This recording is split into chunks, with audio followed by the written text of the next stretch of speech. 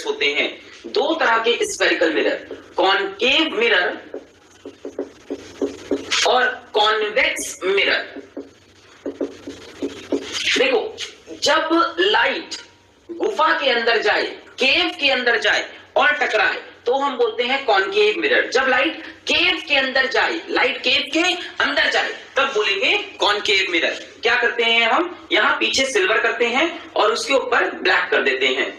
इस तरफ से पीछे से सिल्वर किया और उसके ऊपर ब्लैक पेंट चढ़ा दिया, जिससे लाइट यहां से आके लड़कर वापस जाए। मतलब ये इसकी रिफ्लेक्टिंग साइड है, ये इसकी रिफ्लेक्टिंग साइड है।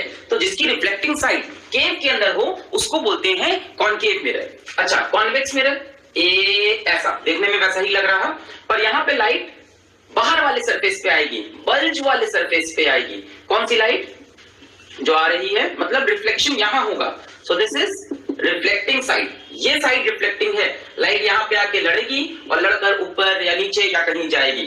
पीछे से सिल्वर किया और उसके ऊपर ब्लैक पेंट कर दिया ताकि लाइट यहां से इस तरफ ना जाए, लड़कर इधर ही आए। इसमें लाइट लड़कर वापस यहीं आएगी। तो ये कौन सी साइड हो गई, रिफ्लेक्टिंग साइड। और इसकी रिफ्लेक्टिंग साइड बल्जिंग वाली होती है। तो जिसकी बल्जिंग वाली रिफ्लेक्टिंग साइड वो कॉन्वेक्स मिरर, जिसमें लाइट गुफा के अंदर जाए वो कॉनकेव मिरर।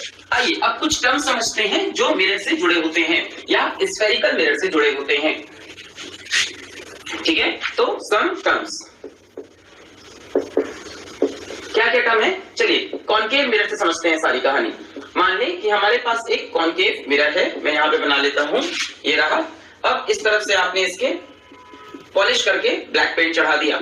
अब देखो ये मिरर होता क्या है, ग्लास। क्या होता है, ग्लास। ग्लास के पीछे से आपने पॉलिश करके ब्लैक पेंट चढ़ा दिया और इस तरफ से लाइट आएगी। अब देखो ये मिरर देखने में ऐसा नहीं लग रहा कि किसी स्फीयर से ही निकला है। इस मिरर को हमने किसी एक स्फीयर से काट के बनाया है। तो ये जो स्फीयर है, इसका जो सेंटर है इसको बोलते हैं सी, और सी का मतलब सेंटर ऑफ कर्वेचर। तो सेंटर ऑफ कर्वेचर एग्जाम में पूछा क्या होता है, तो आप बोलो मिरर जिस स्फीयर से तोड़ा गया है उस स्फीयर का जो सेंटर है उसको बोलेंगे सेंटर ऑफ कर्वेचर। अब मिरर का जो मिड पॉइंट होता है तो उसको पोल बोलते हैं। मिरर का जो मिड पॉइंट होता है उसको पोल बोलते हैं या P से डिनोट करते हैं। फिर पोल और सेंटर ऑफ कर्वेचर को ज्वाइन करते हुए ये जो लाइन बनती है, पोल और सेंटर ऑफ कर्वेचर को ज्वाइन करते हुए जो लाइन बनती है, इस लाइन को हम बोलते हैं प्रिंसिपल एक्सिस। Principal axis. अब सेंटर और पोल के मिड में जो पॉइंट होता है इसको हम बोलते हैं एफ। एफ बोले तो फोकस या फोकल पॉइंट। ठीक है, तो हमने क्या बोला कि मिरर एक स्फीयर से बनता है। स्फीयर के सेंटर को सेंटर ऑफ कर्वेचर बोलते हैं, मिरर के मिड पॉइंट को पोल बोलते हैं। ये जो लाइन ज्वाइन होती है इसको प्रिंसिपल एक्सिस बोलते हैं। इस लाइन का जो मिड पॉइंट होता है उसको फोकस या फोकल पॉइंट बोलते हैं।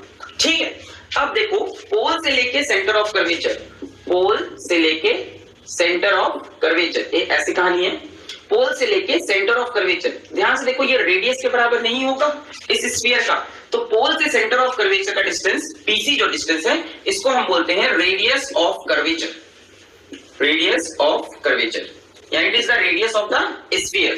It is the radius of the sphere. देखो ये रेडियस होगा और ये जो डिस्टेंस होता है पोल से फोकस का पीएफ, ये जो डिस्टेंस है पोल से फोकस का इसको बोलते हैं फोकल लेंथ।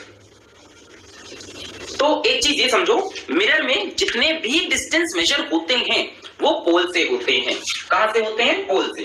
पोल से सी तक गए तो रेडियस, पोल से एफ तक गए तो फोकल लेंथ। अच्छा, फिर एक चीज होती है कि जो फोकल लेंथ होती है, जो फोकल लेंथ, ये जो डिस्टेंस होता है ये रेडियस का आधा होता है, r/2।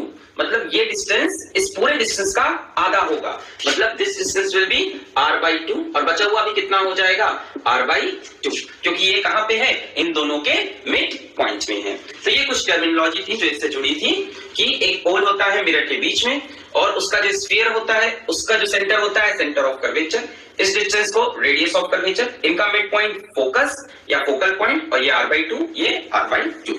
अच्छा, फिर बात आती है कि